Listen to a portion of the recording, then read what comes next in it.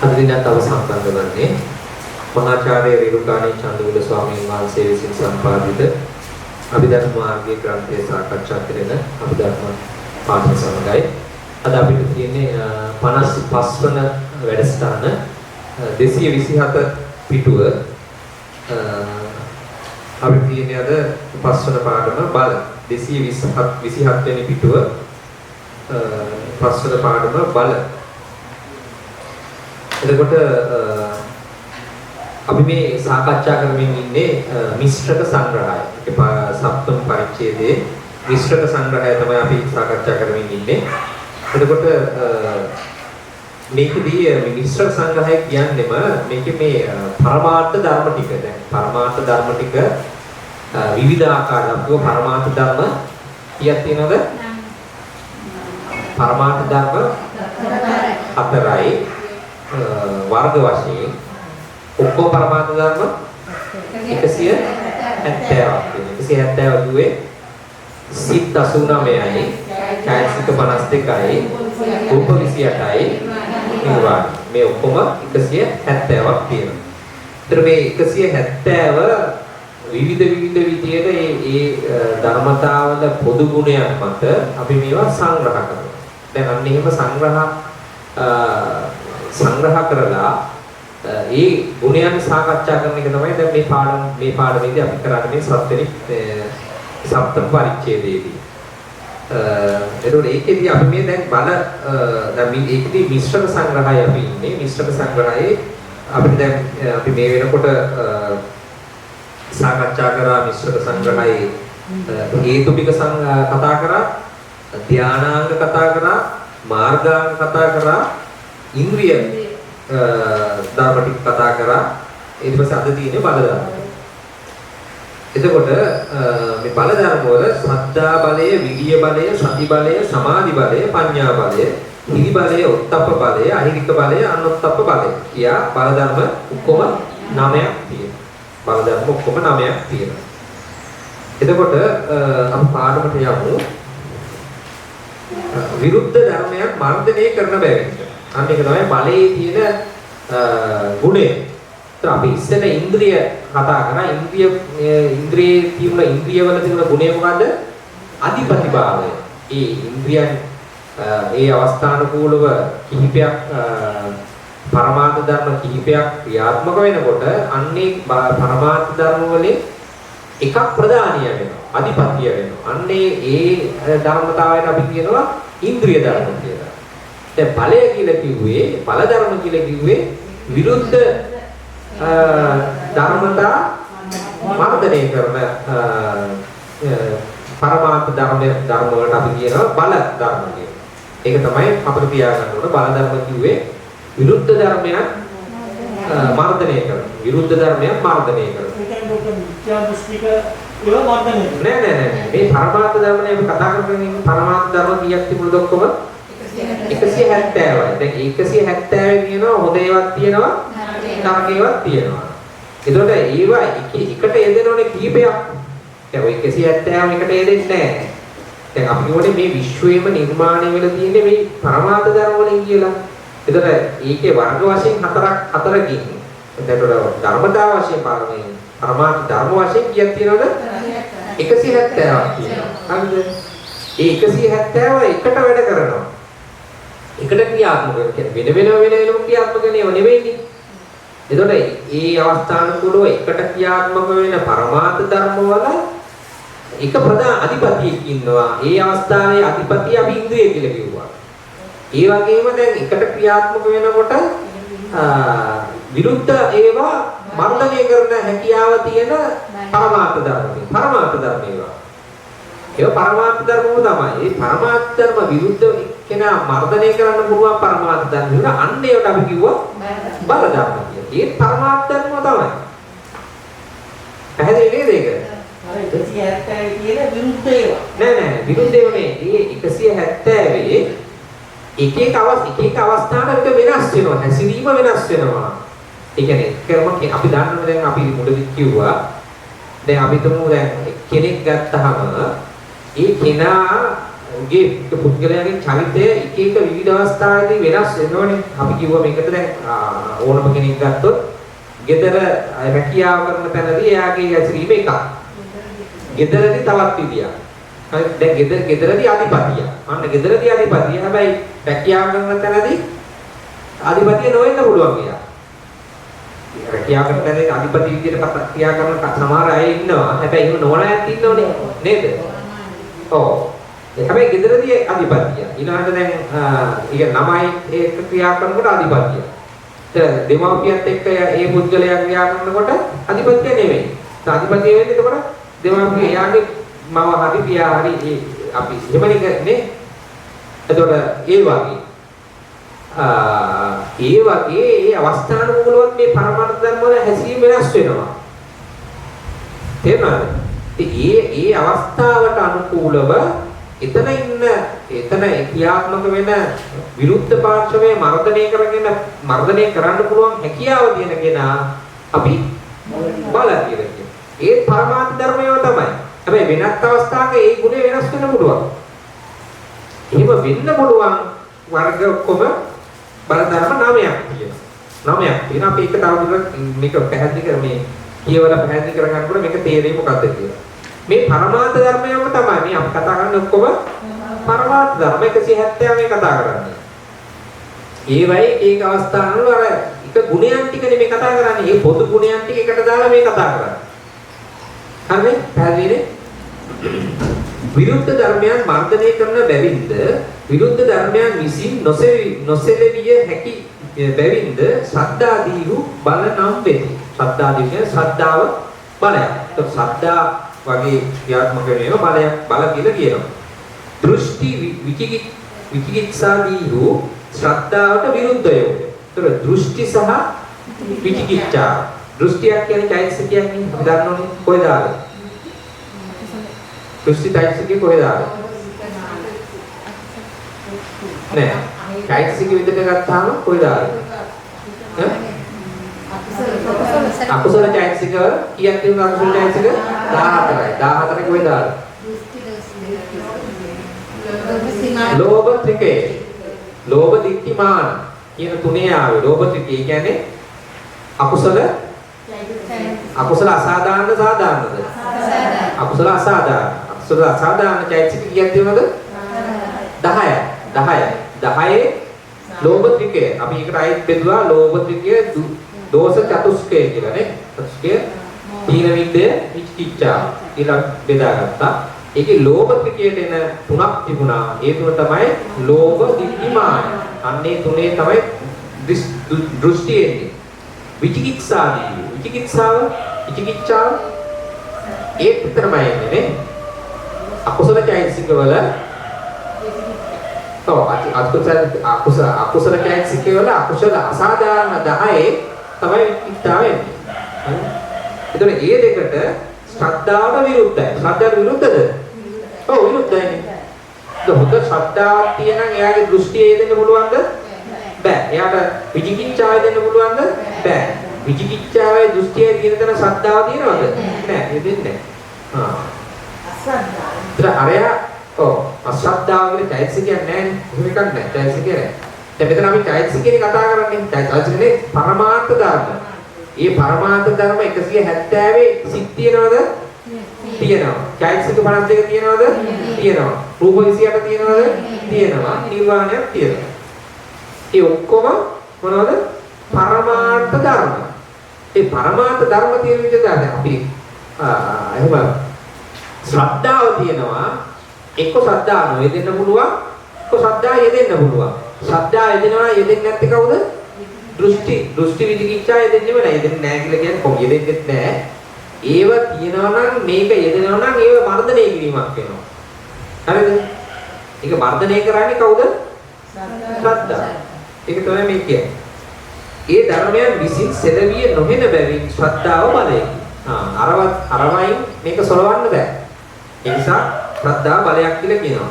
අලස කමින් කම්පා නොකල නොහෙන බැවින් වීර්ය බලයකි. දැන් වීර්යය එදෙනකොට තියෙනවා. අලසමක් කියන්නේ මොකද්ද? තීන මිද්දේ. එතකොට අලස කමින් අලසකම යෙදෙන්නේ නැහැ වීර්යයත් එක්ක. අකුසල ධර්මයක් විසින් නොසලවිය හැකි බැවින් සතිය බලයේ. සතිය කියන්නේ සිහිය. සිහිය කියන්නේ සති කොහෙද දෙන්නේ? සතිය කොහෙද ආවේ?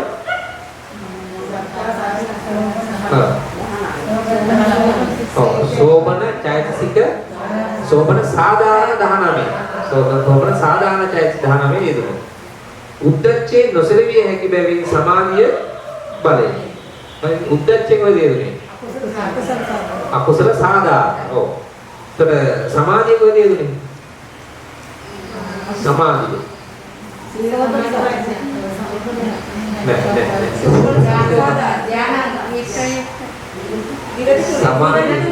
සමාධිය ඒකාග්‍රතාව. සමාධිය කිව්වේ ඒකාග්‍රතාව. කොහෙද යෙදුනේ?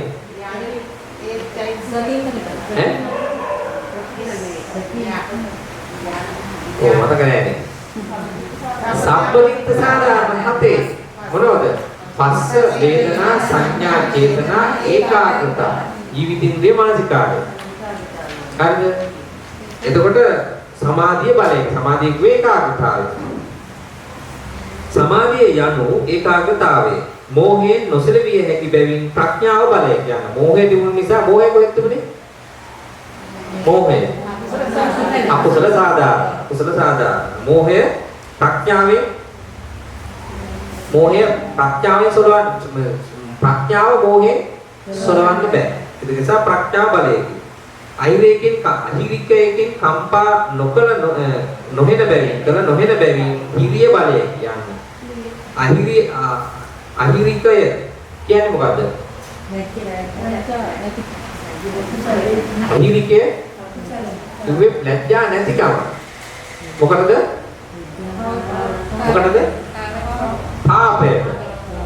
පාපයට හිරියොත්තප්ප. හිරි කිව්වේ මොකද්ද? ලැජ්ජාව. මොකටද? පාපයට. පාපයට ලැජ්ජාව කිව්වේ හිරිය. ඔත්තප්පේ කිව්වේ පාපයට බය. එතන අහිරිකය කිව්වේ මොකද්ද? පාපයට ලැජ්ජාව නැතිකම. හරිද? ඔව්. අහිරිකය කිව්වේ පාපයට ලැජ්ජ නැතිකම. අහිරිකය අනොත්තප්පේ කිව්වේ පාපයට බය නැතිකම. හරිද? ඕක දෙපැත්තට දෙපැත්තට එනවා. ඒ කියන්නේ අහිරික මේක වැදගත් අහගන්න. අහිරිකයෙන් කම්පා කළ නොහෙන බැවින් හිරිය බලයක් වෙනවා. අහිරිකයෙන් බෑ කම්පා කරන්න හිරිය. ඒ කියන්නේ හිරිය යෙදෙනවා නම් පැහැදිලිව යෙදෙනවා. අහිරිකයෙන් ඇවිල්ලා කම්පා කරන්න බෑ හිරිය. හරිද? අනොත්තප්පේ කම්පා නොකල නොහෙන බැවින් ඔත්තප්පේ බලය යන්න. ඒතර හොඳ පැත්ත දෙකම නරක පැත්ත දෙකෙන් යෙදෙනවා නම් අරකින් ඇවිල්ලා කම්පා කරන්න බෑ. පොළවන්න බෑ ඒක. ඒ වගේම අනිත් පැත්තට ඉතින් හිරියෙන් කම්පා කළ නොහෙන බැවින් අහිරිකේ බලය. කියන අහිරිකේ බලය. කියන්නේ ලැජ්ජ නැතිකම බලය. ඔත්තප්පෙන් කම්පා කළ නොහෙන බැවින් අනොත්තප්පේ බලය. මේ කියන්නේ ලැජ්ජ නැතිකම බලයක්. බය නැතිකම බලයක්. මේ බලයක්. ඒ කියන්නේ පවට ලැජ්ජ නැතිකම බලයක්. පවට බය නැතිකම බලයක්. ඒ වගේම අනිත් පැත්තක් තියෙනවා.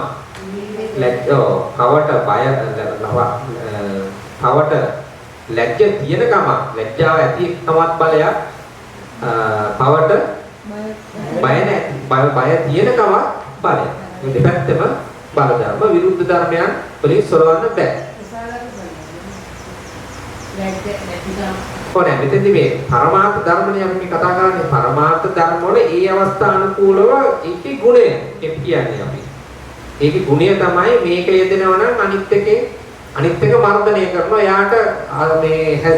එයාට උණු ඒවා කරන්න දෙන්නේ නැහැ. තේරෙනවද? දෙක අපේ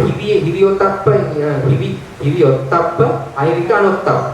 ඕකෙන් අපිට මේක ටිකක් මේ මොකද්ද කියන්නේ කියන එක මේ බලය ගැන යම අවබෝධයක් ගන්න පුළුවන් අනිත් ඒවාට වඩා. ඔව්. ඒ කියන්නේ හිරිය මෙතන තේරුම් ගන්න හිරිය යෙදෙනවා නම් හරියට යෙදෙනවා නම් අහිරිකේ ඇවිල්ලා හිරිය නැති කරන්න බෑ. අහිරිකේ මර්ධනය කරගෙන හිරිය මේ බලයක් විදියට ශක්තිමත්ව ඉන්නවා. අරයා ඇවිල්ලා ආහිරිකේ ඇවිල්ලා මේ කරන්න බෑ. හරිද? ඇති කරන්න බෑ. අපිට මෙහෙම දැන් හිවිය තියෙන කෙනා, පවට ලැජ්ජාවක් තියෙන කෙනා කෙනෙක් ඇවිල්ලා අහිරිකේ ඇති කරන්න උත්සාහ කරොත් නෑ, ඒක වෙන්නේ නෑ. ඒක වෙන්නේ නෑ. අරයා මර්ධනය කරන්නේ නෑ. එහෙම අපල අහිරිකේ හිවිය බලවත්. ඒ අවස්ථාවේ ඒ වගේම අනිත් පැත්තත් අහිරිකය බලවත් කෙනාට අපි ගිහිල්ලා මේ ලැජ්ජ මේක හොඳ නැහැ කරන්න එපා කියලා කිව්වොත් අපි ඉරිය එයා කරන්නේ අරට බලවත්. අර විරුද්ධ කෙනා මර්ධනය කරනවා. මර්ධනය කරගෙන බලයක් විදියට ගොඩ නැගිලා ඉන්නවා බලවත්ව. හරිද? අපිට ඒකෙත් අපි මොකක්ද කියන එක තේරුම් ගන්න පුළුවන් නේ. අපි මේ කතා කරන්නේ පරමාර්ථ ධර්ම. පරමාර්ථ ධර්ම 170 හැසිරෙන ගුණය තමයි මේ කතා කරන්නේ. හරිද?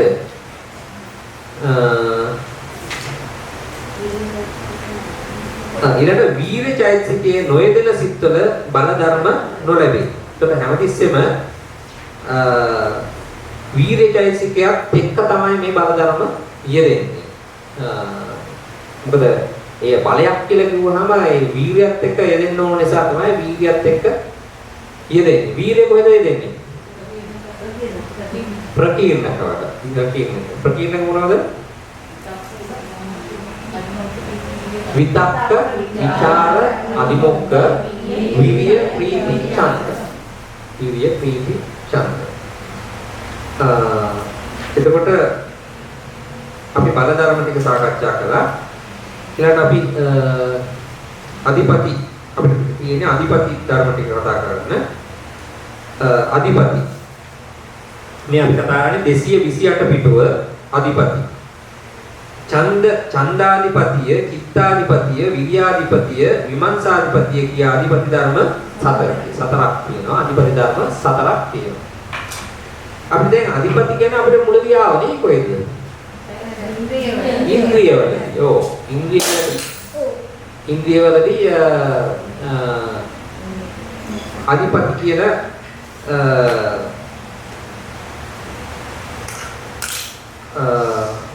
කාරණේ අපි ඉගෙන ගත්තා. ඒ කියන්නේ එතෙන්දී අපි කියුවයි පරමාර්ථ ධර්ම කිහිපයක් යෙදෙන තැනදී ප්‍රධානීය විදියට සලකන ධර්මතා පරමාර්ථ ධර්මයේ අපි ඉන්ද්‍රිය ධර්මයක් කියලා සලකනවා. දැන් මීට වඩා තවත් මට්ටමක අධිපති භාවයක් මෙතෙන්දී අපි ඉගෙන ගන්නවා. මේ පරමාර්ථ ධර්ම තවත් මට්ටමක අධිපති භාවයක් විදියට අධිපති ධර්ම ටිකක් විදියට අපි ඉගෙන ගන්න. අපි පාඩමට කියවන් තේරුම් ගනිමු. අන්‍යයන් තමන්ට අනුකූල කරවා ගන්නෝ.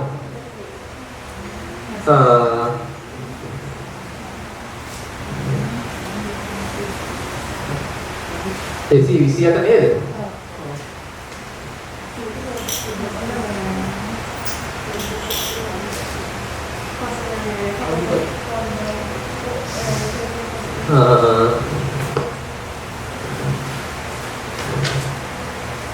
එතකොට අන්‍යයන් තමන්ට අනුකූල කරවා ගන්නෝ අන්‍යයන් තමන්ගේ කැමැත්තේ හැටියට හසුරවන්නෝ අධිපතියුය.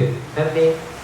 එතකොට තමන්ට අනුකූල කර ගැනීම සහ තමන්ට ඕන විදිහට හසුරවනවා එක පරමාර්ථ ධර්මයක් අනිත් පරමාර්ථ ධර්ම තමන්ට අනුකූල විදිහට හසුරවනවා.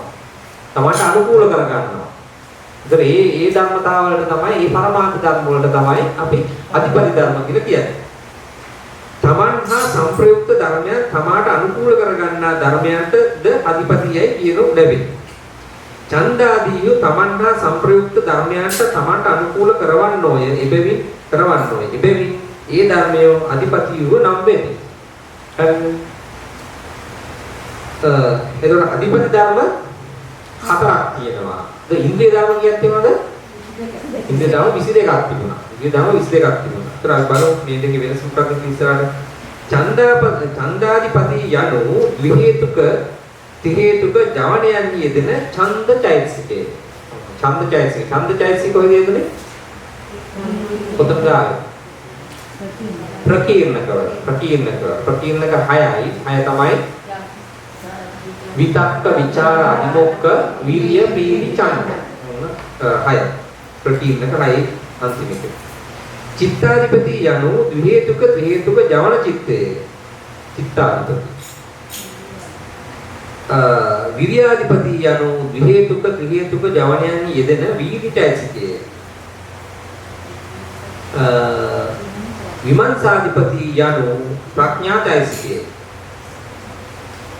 ඒක හේතුක අහේතුක ජවන චිත්තයන් හා ඒවායේ යෙදෙන වීර්යය අධිපති භාවයට නොබෙමිනේ. ඒතර මෙතන යෙදෙනවා ඒක හේතුක අහේතුක ජවන චිත්තයන් හා ඒවායේ යෙදෙන වීර්යය අධිපති භාවයට නොබෙමිනේ.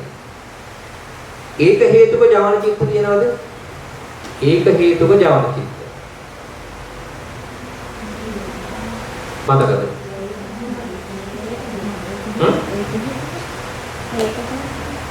එතකොට හේතු කියලා කිව්වේ මතකද? හේතු කියන්නේ මොකක්ද? ඒක පැහැදිලි කරගන්න ඕන. හේතු කිව්වේ මොනවද? හේතු කියලා කිව්වේ ඇත්තටම අර අපි උපමාවක් ගත්තොත් අර ගහක් නම් මේ ගහේ මුල් ටිකෙන්නේ මේ ගහ කෙලින් කරලා තියෙන්නේ. අන්න ඒ වගේ මේ ප්‍රබල මේ චිත්තය සිතේ ඒ සිත පවත්වන්න පුළුවන් ප්‍රබල චෛතසික හයක් විදිහට අපි අඳුර ගන්නවා. ඒකේ කුසල පැත්තේ 3යි අකුසල පැත්තේ 3යි තියෙනවා. අන්නේ හය අපි හේතු කියලා කියනවා. හරිද? ඒ තමයි ලෝභ, දෝෂ, මෝහ. ඔය තුන අකුසල පැත්තේ. ඊළඟට අලෝභ, අදෝෂ, අමෝහ. මොනවයි හය. ඉතින් මේවට කිව්වා හේතු චෛතසික. ඒතර ලෝභ යෙදුනේ චෛතසික කොහෙද? ලෝභ අකුසල චෛතසික 14 අකුසල අසාධාරණ ලෝභ ත්‍රිකේයනේ. දෝෂ අකුසල අසාධාරණ චෛතසික 10 දෝෂ චතුස්කේ. මෝහ අකුසල චෛතසික 14 අකුසල සාධාරණ 4 අකුසල සාධාරණ 4 මෝහ අයිනික අනුත්තප්ප උද්දච්ච 4. හරිද? මෝහ නෙවෙයි ඒක අපි කියන්නේ අකුසල සාධාරණ 4. අකුසල සාධාරණ 4. අනේ ඒතර අපි කියවනේ මතකයි නේද මේවා? චෛතසික 52ක් තිබුණා. ඒ 52 අපි මූලික කාණ්ඩ කීකට බෙදාගත්තද? 3කට බෙදාගත්තා. මොකද අන්‍ය සමාන 13යි අකුසල 14යි සෝමන 25යි. හරිද? එතකොට අන්‍ය සමාන 13 ආයෙත් දෙකකට බෙදාගත්තා. සපලිත සාධාරණ 7යි ප්‍රතිින් එක 6යි. ඊට පස්සේ අකුසල 14 බෙදාගත්තා. අකුසල සාධාරණ 4යි අකුසල අසාධාරණ 10යි. ඊට පස්සේ සෝමන චෛතසික 25 බෙදාගත්තා. සෝමන සාධාරණ 19යි සෝමන අසාධාරණ 6යි. මෙන්න මේක තමයි මේ කතා කරන්නේ. ඒතර ඒකේ අපි කිව්වා හේතු වශයෙන් චෛතසික 6ක් තිබුණා. ඒකේ අකුසල 3ක් තිබුණා. ඒ 3 තියෙන ටික තමයි ඔය දැන් කතා කරන්නේ. හරිද? ඒකේ ලෝභ කියන චෛතසිකය අකුසල අසාධාරණ 10යි පළවෙනි එක. ඊට පස්සේ දෝෂ කියන එක අකුසල අසාධාරණ චෛතසික 10 දෝෂ චතුස්කයේ එකක්. ඊට පස්සේ මෝහ කියන එක අකුසල අසාධාරණ අකුසල සාධාරණ 4 එකක්. හරිද? ඊට පස්සේ මොකක්ද කිව්වේ? අලෝභ, අදෝෂ, අමෝහ. කොට අලෝභ කොහෙද යෙදුනේ? අලෝභ අලෝභ නෑ සෝබන සාධාරණ 19 අලෝභ අදෝෂ ඒත් එකමයි දෙන්නේ. අමෝහ නෑ අලෝභ අමෝහ කියන්නේ මොකද්ද? ප්‍රඥාවේ කොහෙද? සෝබන අසාධාරණ 6 එකක් තමයි ප්‍රඥාව කියන්නේ අමෝහය. හරිනේ දැන් මොන හේතු ටික අපි කියන දන අඳුරගත්තා. එතකොට එතකොට දැන් මේ අපි ප්‍රශ්නේ මොකද? ඒක හේතුක අහේතුක. අහේතුක සිත් කීයක් තියෙනවද? එතකොට ඔය හේතු 6න් එකක්වත් නොවන සිත් වලට අපි මොකද කියන්නේ? අහේතුකයි. එතකොට අහේතුක සිත් කීයක් තිබුණද? 18යි. ඒ අහේතුක සිත් 18 කොහෙද තිබුණේ? කාමාවචර සිත් 54. ඒක තුනකට බෙදුණා. අකුසල් 12යි, අහේතුක 18යි, කාමසෝබන 24යි. අන්නේ අහේතුක 18 ගුණය තමයි අර හේතු චෛතසික වලින් එකක්වත් යෙදුනේ නැහැ. හරිද? ලෝභ දෝෂ මොහේ දුන්නේ නැහැ, අලෝභ අදෝෂ අමෝහේ දුන්නේ නැහැ. ඔන්න අහේතුක සිත් 18. හරිනේ. ඊට පස්සේ ඒක හේතුක සිත් කීයක් තියෙනවද? එක හේතුවක් විතරක් යෙදෙනවා. හේතු කීයක් තියෙනවද ඔක්කොම? 6යි. 6න් උපරිම වශයෙන් කීයක් යෙදෙනවද? 6න් උපරිම වශයෙන් කීයක් යෙදෙනවද? උදාන එක සිතක. 3යි. එකට 3යි වෙන්නේ. 6 වේදනේව තියෙනවද? නැහැ. 5ක් යෙදෙනව තියෙනවද? නැහැ. 4ක් යෙදෙනව තියෙනවද? නැහැ. 3ක් යෙදෙනව තියෙනවද? තියෙනවා. ඒවට අපි කිව්ව මොකද? ත්‍රි හේතුකයි. ත්‍රි හේතුකයි කිව්වා. ඊළඟට දෙකක් යෙදෙනව තියෙනවද? තියෙනවා. එකක් යෙදෙනව තියෙනවද? තියෙනවද? තියෙනවද? තියෙන මොනවද තියෙන්නේ? මොනවද? නෑ සංකීර්ණයි අහේතුකනේ. සංකීර්ණ සිත් අහේතුකයි. ඒව යෙදෙන්නේ නැහැ. සංකීර්ණ සිත් යෙදෙන්නේ ඔක්කොම අහේතුක සිත්. ඒක හේතු වෙන්නේ මොනවද? ඈ? මෝහ මූල සිත් දෙක. ඒකනේ. මෝහ මූල සිත් දෙක. මෝහ මූල සිත් දෙකේ මොනවද යෙදෙන්නේ? මොන චෛතසිකද යෙදෙන්නේ? මෝහය විතරයි යෙදෙන්නේ. ලෝභය යෙදෙනවද? නැහැ. ද්වේෂය යෙදෙනවද? නැහැ. මෝහය විතරයි. ඒකට මෝහ මූල සිත් දෙක ඒක හේතුකයි. ඒතර ඒව ජවන් සිද්ද? ජවන් සිත්. ඒව ජවන් සිත්. අය අකුසල 12ම ජවන් සිත්. හරිද? එතකොට ඒක හේතුක සිත් කීයක් තියෙනවද? දෙකක් තියෙනවා. ඒක හේතුක සිත් දෙකක් තියෙනවා. මෝහ මූල සිත් දෙක. හරිද? ඒක තේරුම් නැද්ද කාටවත් තාම? හරි නේද? ඒක හේතුක සිත් දෙකයි. මෝහය විතරයි යෙදෙන්නේ.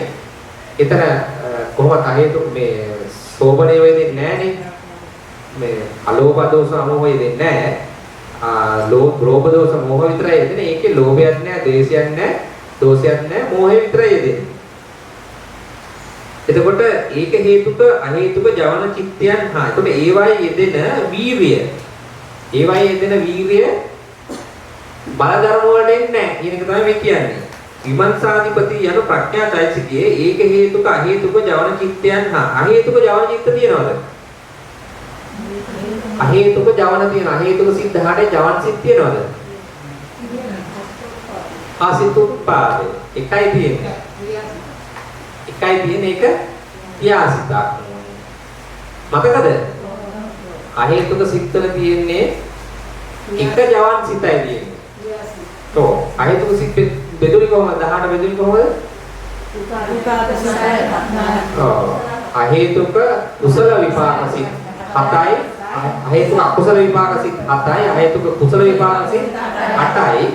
අහේතුක ක්‍රියාසිත 3යි. තුනෙන් එකක් තමයි අසතු සෝමනස්සගත අසතුත්පාද. ඒක තමයි ජවන් සිත් තුනේ. ඒ වගේ එදෙන වීර්යය අධිපති භාවයට නොපෙමිනේ. එතකොට ඒක හේතුක සහ ද්වි හේතුක ජවන චිත්තයන් වල යෙදෙන වීර්යය මෙතන බලයක් වෙන්නේ නැහැ. ඡන්ද ප්‍රඥා චෛතසික දෙක අහේතුක ඒක හේතුක ජවනයන් යෙදෙන්නේද නැත. ඡන්දේ කියන ඡන්දේ කියන චෛතසිකයයි ප්‍රඥාව කියන චෛතසිකයයි දෙක අහේතුක ඒක හේතුක ජවනයන් යෙදෙන්නේද නැත. හරිද? ඡන්ද ප්‍රකීර්ණ බලන්නේ. ප්‍රකීර්ණ බල එක ඒක යෙදෙන්නේ නැහැ. ඒක හේතුක සහ අහේතුක. කොහොමත් ඒක හේතුක සිත් අකුසල සිත්නේ. ඒකේ ප්‍රඥාව යෙදෙන්න පුළුවන්ද? ඡන්දාධිපති පතිය යනු යම්කිසි වක් සිදු කිරීමේ බලවත් ඕනෑකමය. ඕනෑකම ඇතිනම් නොකල හැකි දෙයක් නැත කියා ඡන්දය පෙරදිරි කරගත් තැනැත්තාට ඕනෑ කරන දේ සිදු කිරීම වශයෙන් ඔහුගේ අදහස අනුව ඡන්දය සහිත වූ කුසල් වූ හෝ අකුසල් වූ හෝ බොහෝ සිත් ඇතිවන්නේ. එසේ ඇතිවන සිත් හා ඒවායේ යෙදෙන චෛතසිකද ඡන්දයේ අධිපති කොට ඇතිවන ධර්මය වේ. චිත්තාධිපතිද අධිපති වන සැරිද මේ නයින් සලකාගත යුතුය. එතකොට මේ ඡන්දය කියන එක හොඳ පැත්තේ දෙන්නත් පුළුවන් නරක පැත්තේ දෙන්නත් පුළුවන්. එතකොට නරක පැත්තේ දෙනවා නම් ඒකේ අධිපතිය වෙනවා. ඒක නිසා මෙන්න මේ හතර මිශ්‍රක සංග්‍රහයේ යෙදුනේ ඒකනේ නේද? චිත්තයත් එහෙමයි. චිත්තය හොඳ පැත්තෙත් යෙදෙනවා නරක පැත්තෙත් යෙදෙනවා. අතර විරියත් එහෙමයි. විමර්ශාව මොකද දෙන්නේ? ප්‍රඥාචෛතසිකේ නරක පැත්තේ දෙනවද? නැහැ. ප්‍රඥාචෛතසිකේ නරක පැත්තේ දෙන්නේ නැහැ. ඒක හරිද? ප්‍රඥාව දෙනවද නරක පැත්තේ? නැහැ. ප්‍රඥාව දෙන්නේ නැහැ නරක පැත්තේ. අර තුනේ දෙනවා. ඡන්ද, චිත්ත, විරිය. විමර්ශා. එතන ඡන්දය කියන එක කොහෙද හම්ුනේ අපිට? ඒ කියන්නේ ප්‍රකීර්ණකවලනේ. ඒතර ප්‍රකීර්ණක කිව්වේ මොකද්ද? සබ්බචිනේ අන්‍ය සමාන චෛතසික. අන්‍ය සමාන චෛතසික මොකද්ද? කුසලයේ සහ අකුසලයේ දෙපැත්තෙම යෙදෙන නිසා අපි කිව්වේ. ඒතකොට ඒක හරියි. දැන් චිත්තයත් එහෙමයි. චිත්තය ගත්තහම දෙපැත්තෙම චිත්ත තියෙනවනේ. කුසල චිත්ත තියෙනවා, අකුසල චිත්ත. එතන ඒකත් හරියි. විරිය චෛතසිකය එහෙමයි. මොකද්ද? ප්‍රකීර්ණකවල යෙදෙන්නේ නේ. ප්‍රකීර්ණකවලදී අන්‍ය සමාන චෛතසිකවල. හරි. ඒක නිසා ඒකත් කුසල සහ අකුසල පැත්තේ. නැත්නම් සෝමන අසෝමන පැත්තේ දෙපැත්තෙම යෙදෙනවා. හැබැයි විමර්ශාධිපති කිව්වේ විමර්ශය කියලා කිව්වේ මොකද? ප්‍රඥාව. මොකද ප්‍රඥාව අකුසල පැත්තේ යෙදෙනවද? ප්‍රඥාව අකුසල පැත්තේ යෙදෙන්නේ නැහැ. එතන ඒක විතරයි වෙනස. අනිත් එක දෙපැත්තෙම යෙදෙන. ඒක නිසා තමයි අර තුන අර පැත්තේ යෙදෙන නිසා මේක කොහොමද අපි ඉස්සර කරේ මිශ්‍රක සංග්‍රහයේ විස්තර කරා. මේ චෛතසික ධර්ම. හරි එතකොට ඒ ටික අවසන්.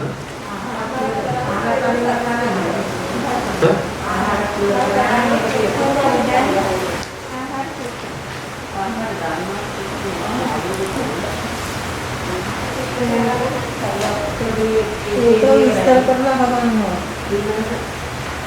itu ආහාරයද?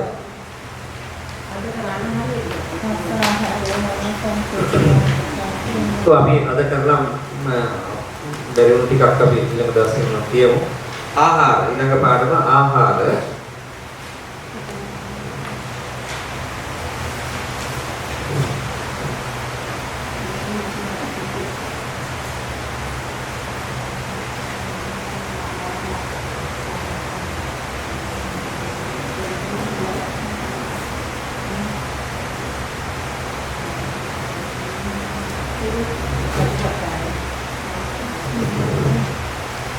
ආහාර එතකොට අපිට අද තියෙන 229 පිටුව ආහාර පාඩම කබලින්කාර ආහාරය, පස්ස ආහාරය, මනෝ සංචේතන ආහාරය, විඥාන ආහාරය ආහාර සතරකි. ආහාර යන වචනේ තේරුම යම්කිසි ඵලයක් ඇති කරන හේතුව යනුයි. නොයෙක් දේ ඇති කරන හේතු බොහෝ ඇත්තේය. ඒ හේතුන් අතුරින් කබලින්කාර ආහාරාදී සතර ආධ්‍යාත්මික సంతාණයට අයත් නාම රූපයන්ගේ ඇතිවීමට හා පැවැත්මට විශේෂයෙන් හේතු වන බැවින් ඒවාට ආහාර යන නාමය දී තිබේ. ඒතර මොකක්ද මේ ආහාරය කිව්වේ? ඒතර ආහාර වර්ග හතරක් කියන බව අපි දන්නවා. කබලින්කාර ආහාරය, පස්ස ආහාරය, මනෝ සංචේතන ආහාරය, විඥාන ආහාරය. ඒතර ආහාර යන වචනේ තේරුම නම් යම්කිසි ඵලයක් ඇති කරන හේතුව යන. හරිද? දැන් මේක නිසා මේක හේතුවක් වෙලා ඵලය ඇති කරනවා. ඒකට තමයි ආහාර කියන වචනය අපි කතා කරන්නේ.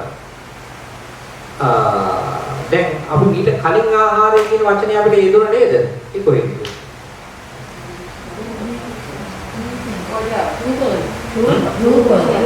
රූපයෙන් මොකද ආවේ?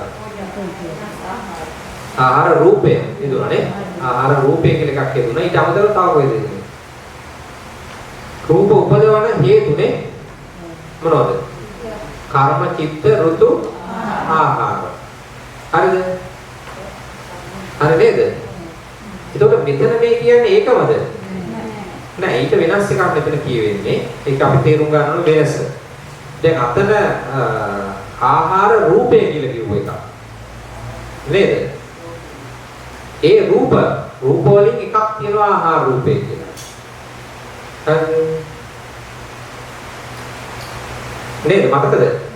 ඒකෝ එතෙන්දී මොකද්ද කිව්වේ? අර දැන් ඕනම අපි වස්තුවක් ගත්තොත් මේක ගත්තොත් මේක හැදෙන්න තියෙන මොනවද? පඨවි ආපෝ තේජෝ වායෝ. ඒතකොට ඒව හැදිලා ඒකෙන් මේක හැදෙනකොට තව හතරක් උපදිනවා නේ. වර්ණ, ගන්ධ, රස, ඕජා. ඒතර ඕජා ගුණයක් තියෙන මේකනේ. ඒක තමයි ආහාර රූපේ කියන්නේ. මේකට අනුරූපව. හරිද? ඒක ඊට අමතරව රූප උපදින තැන රූප උපදිනකොට එකක තියෙන ඕජා ගුණේ තව එකක තියෙන ශරීරයක සත්ත්ව ශරීරයක නම් ඒකත් එක්ක ඕජාවක් උපදින අලුතෙන් රූප උපදින්න පුළුවන්. අන්න ඒක තමයි අපේ රූප උපදින තැන ආහාර කියලා කිව්වේ එතන ඒක. නේද? කර්ම, චිත්ත, ඍතු, ආහාර රූප උපදින හේතු හතර තමයි ඒ කිව්වේ. දැන් මෙතන කියන්නේ යම් කිසි ඵලයක් යම් ඕනම ඵලයක් විතර රූප උපදීමක් නෙමෙයි එතන කතා කරන්නේ. රූප විතරක් නෙමෙයි. ඕනම ඵලයක් ඇති කරන්න. ඔව්. දැන් ඵල විදියට ගන්නේ රූප විතරද? මොනවද තව ඉන්න ඵල? රූපත් ඵල වෙනවා. සිතුත් වෙනවනේ නේ. සිත රූප නෙවෙයිනේ. සිතක් උපදීමක් ඵලයක් නෙවෙයිද? අලුතෙන් සිතක් ඉපදෙනවා ඒක ඵලයක් වෙනවා. අපි කියන්නේ හේතුඵල ධර්ම නෙවෙයි ඉගෙන ගන්න. හේතු ටිකක් එකතු වෙලා ඵලයක් හැදෙනවා. හරිද? මේ ආකාරයෙන් ගත්තාම චෛතසිකයකුත් ඵලයක් වෙන්න පුළුවන්. සිතත් ඵලයක් වෙන්න පුළුවන්. චෛතසිකත් ඵලයක් වෙන්න පුළුවන්. රූපත් ඵලයක් වෙන්න පුළුවන් නේ. ඒතර එහෙම ඵලයක් ඇති කිරීමේ හේතුව ආහාරයේ විදිහට සලකනවා මෙතන. හරිද? ඒ තුන් ආකාරයේ ආහාරය කියන යෙදුණු විදිය වෙනස්. එකම වචනය තේරුණා නේද? එක් අවස්ථාවකදී රූපයක් ආහාර රූපය කියලා අපි ගත්තා. හරිද? තවත් අවස්ථාවකදී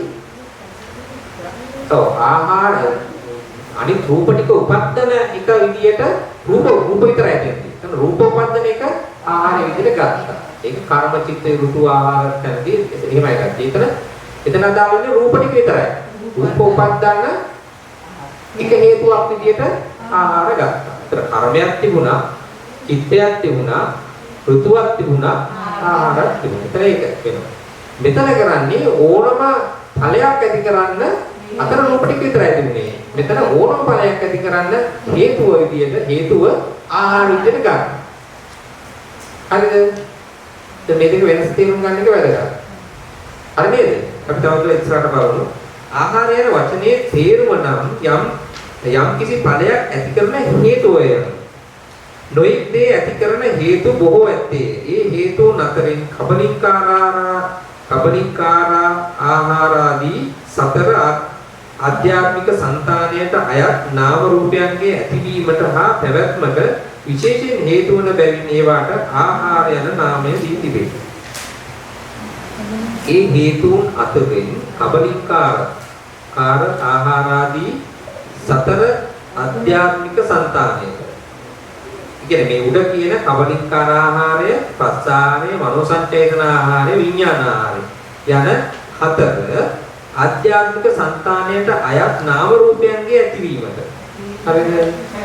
එතකොට මේ ආධ්‍යාත්මික సంతානයේ නාම රූප උපදින. නාමය සහ රූපය උපදින. නාම දෙකයි විතර තියෙන්නේ.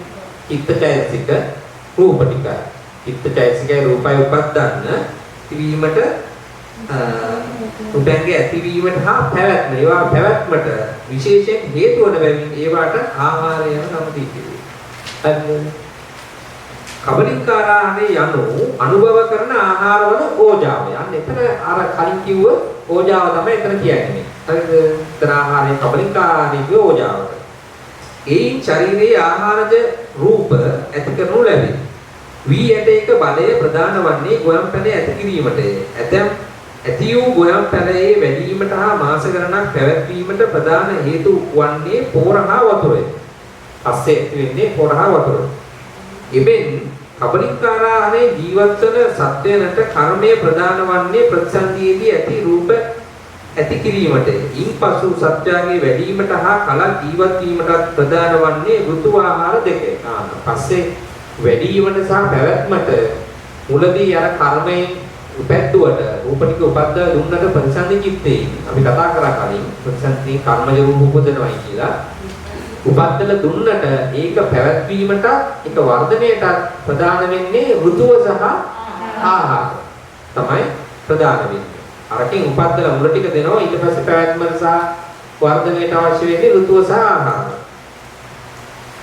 අදකේ කර්මජ රූප පරම්පරාව මරණයට පවත්නේ ඍතු ආහාරයන්ගේ අනුග්‍රහණය. අනේක විදිහට මරණය දක්වා පවත්වන්න නම් ඍතුව සහ ආහාර. ඍතුව කියන්නේ මොකද්ද? ඍතුව කියන්නේ උෂ්ණ ශීත ශීතත් ඒ අපේක්ෂව සීතයි කියන එක උෂ්ණය උණුසුම කියන එක. ඒක අපි ගන්න ඕන උණුසුම. ඒතර ඇඟේ තියෙන උණුසුම ඕන වෙනවද? ඔව් ඇඟේ තියෙන උණුසුම තමයි මේ ශරීරයේ පවත්තන උණුසුම සහ ආහාර තමයි මේක මේ ඉදිරියට පවත්වාගෙන සහ වැඩිවීමට අවශ්‍ය වෙන්නේ. ඍතුවටද තමාගේ කෘත්‍ය කළ හැකි වන්නේ ආහාරයේ උපකාර ලැබෙත හොත්. ඍතුව පවත්වා ගන්න පුළුවන් ආහාරයේ බලය. ආහාරය තමයි ඍතුව පවත්වන්නේ නේ. එබැවින් සත්‍යයේ වැඩිවීමට හා කලක් ජීවත් වීමට ආහාරයගේ උපස්තම්භනය ප්‍රධාන වේ. උපස්තම්භනයම ප්‍රධාන වේ. එබැවින් කබලින්කාර ආහාරය විශේෂ හේතුවක් වශයෙන් වදාරා තිබෙනවා. ඒක පැවැත්මට ඒකට මේ ජීවය නැත්නම් මේ ආධ්‍යාත්මික సంతාන නැත්නම් මේ කියන නාම රූප ටික පවත්ත නාම රූප ටික ඇතිවීමට ඇති වූ ටික පැවැත්මට ආධාර වෙන්නේ මේ ආහාරය. අන්න ඒක නිසා කබලින්කාර ආහාරය මේ පැවැත්මට විශේෂ හේතුවක් විදිහට ආහාර හතරෙන් එකක් විදිහට උන්වහන්සේ දේශනා කළා තියෙනවා. හරිද? ඊට පස්ස ආහාරය යනු පස්සචෛතසිකේ. එයින් වේදනාව ඇති කරනු ලැබේ. ඒතර පස්සේ ඉන්නේ වේදනාව ඇති කරන්නේ.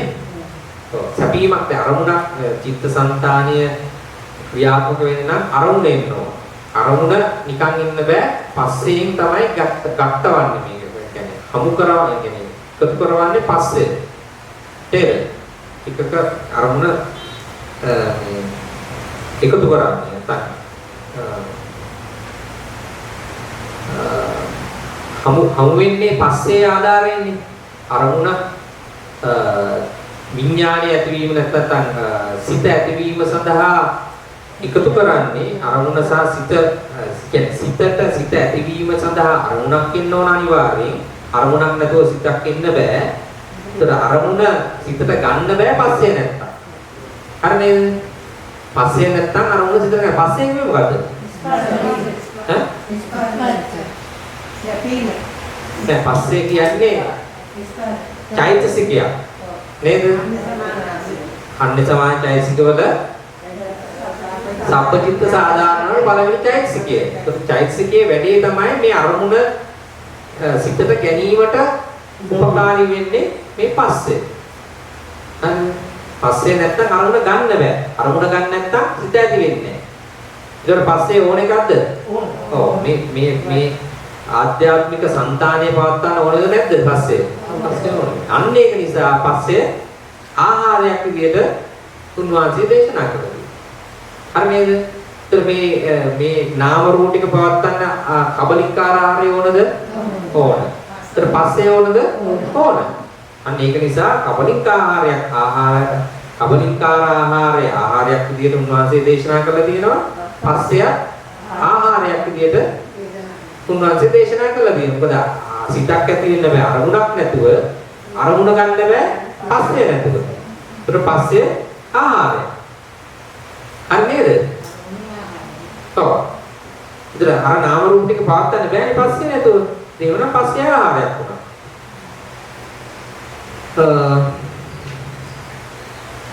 එතකොට පස්සාහාරය යනු පස්ස චෛතසිකයේ වේදනාව ඇති කරනු ලැබේ. පක්ෂීහු ඔවුන්ගේ තුඩින් ආහාරගෙන ජීවත් වෙති.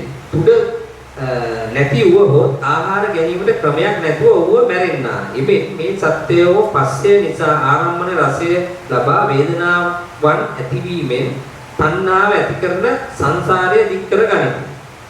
පස්සයන් නැති නම් වේදනා තණ්හාවන්ට ඇතිවිය නොහි සංසාරයේ විදී යන්නේ. සංසාර ප්‍රවෘත්තියට පස්සය ප්‍රධාන හේතුවක් වේ. දෙවිනිය ආහාර නාමයෙන් වදාරා තිබේ. ඒතර අපි කිව්වා වගේම එතකොට අරමුණ ගන්නත් බෑ පස්සේ නැතුව. ඒ වගේම පස්සේ තමයි ඊළඟට මේක අපි ඉස්සරහට ඉගෙන ගන්නවා මොකද්ද? පටිච්ච සමුප්පාදයනේ. පටිච්ච සමුප්පාදයේ වේදනාව සම්දාදී ක්‍රියාත්මක වෙන 12 ආකාර 12ක් තියෙනවා. ඒකෙදී මේ වේදනාව ඇති වෙන්න පස්සේ වුණ වෙනවා. ඒක නිසා එතෙන්දී සංසාරයේ පැවැත්ම ආකාරයෙන් ගත්තා වේදනාව ඇති කිරීම සඳහා පස්සේ වුණ නිසා පස්සේ ආහාරයක් කොට දේශනා කරලා තියෙනවා.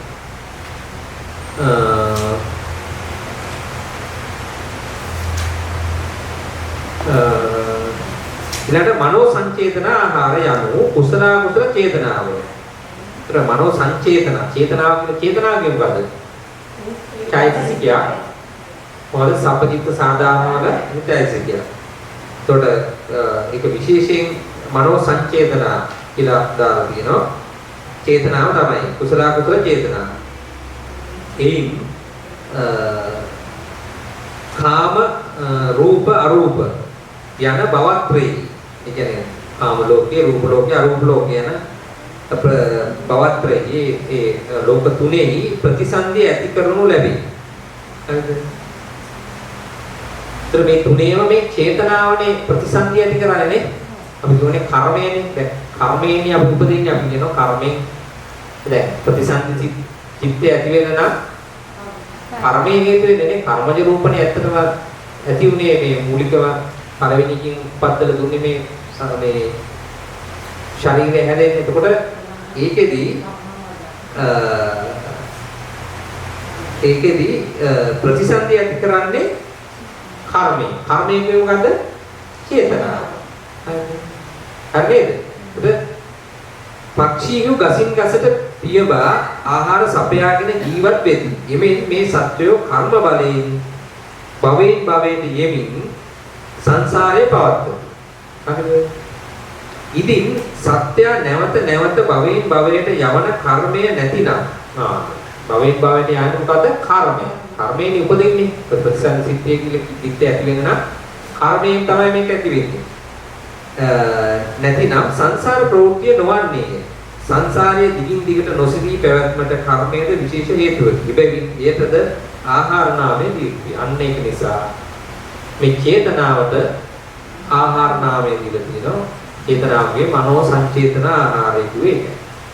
මේ සංසාරයේ පවත්වන්න මේ නාම රූප ටික පැවැත්ගෙන මේ පරම්පරාවක් විදිහට පවත්වගෙන යන්න චේතනාව ඕන වෙනවා. ඒක නිසා කර්මය ඕන වෙනවා. කර්මයේ කිව්වේ චේතනාව. චේතනාව කියන්නේ මනෝ සංචේතන. ඒක නිසා මනෝ සංචේතනාව ආහාරයක් විදිහට උන්වහන්සේ දේශනා කළා තියෙනවා.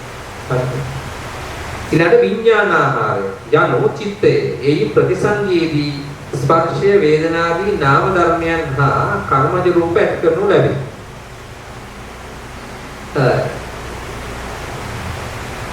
කර්මයේ විඥානාහාර යනු චිත්තයේ එයි ප්‍රතිසන්දියේදී ස්පර්ශ වේදනාදී නාම ධර්මයන් හා කර්මජ රූප ඇති කරනු ලැබේ. ප්‍රවෘත්ති කාලයේදීද චිත්තජ රූප හා චෛතසික ධර්ම එයින් ඇති කරනු ලැබේ. විඥානයක් නැතිනම් නාම රූපයන් ඇති නොවි සංසාරයේ සිඳී යන්නේ. සංසාර ප්‍රවෘත්තියේ විඥානයේ ප්‍රධාන හේතුවකි. බැවින් එයටද ආහාරම දී තිබෙනවා. අපි අයිත් කොට බලන එක විඥානාහාර යනු චිත්තයේ එයි ප්‍රතිසන්දියේදී ස්පර්ශ වේදනාදී නාම ධර්මයන් හා කර්මජ රූප ඇති කරනු ලැබේ. ඇති කරනු ලැබේ. ප්‍රවෘත්ති කාලයේදීද චිත්තජ රූප හා චෛතසික ධර්ම එයින් ඇති කරනු ලැබේ. විඥානයක් නැතිනම් නාම රූපයක් ඇති නොවි සංසාරයේ සිඳී යන්නේ. අපි දන්නවනේ ප්‍රතිසන්දි චිත්තේනේ කනවජ රූප ඇති වෙලා මේ සත්‍යය උපද්දන්නේ එතන නේද? උපද්දලා ඊට පස්සේ ඒක පරම්පරාව ඇති කරන්න චිත්තජ රූපත් පස්සේ මේ චිත්තේ උපද්දලා දෙනවා නේද? ඒ කියන්නේ චිත්තේ විඥානයනේ. ඒතර ප්‍රතිසන්දි චිත්තේ නැතුව සංසාරේ පාත්තන්න පුළුවන්ද බැරිද? බෑ. ඒ වගේම මගදී ඇති වෙන චිත්තජ රූප නැතුව පුළුවන් සංසාරේ පාත්තන්න. ඒත් බෑ. ඒතකොට එතෙන්දී මේ අවස්ථා දෙකේදීම මේ සංසාරේ පැවැත්වීම සඳහා මේ නාම රූප පරම්පරාව පැවැත්වීම සඳහා මේ චිත්තේ මේ සිතේ නැත්නම් විඥානයේ උපකාරය අවශ්‍ය වෙනවා. නේද? නැත්නම් මේක පවත්වන්න බෑ. මේ නාම රූප ධර්ම ටික මේ නාම රූප ධර්ම පරම්පරාව පවත්වන්න බෑ. ඒක පවත්වන්න බැරි නිසා මේ විඥානය ආහාරයක් විදිහට උන්වහන්සේ දේශනා කළා තියෙනවා. සංසාරේ ප්‍රවෘත්තියේ විඥානයේ ප්‍රධාන හේතුයි. බැවින් එයද ආහාර නාමයේ දීපුවේ.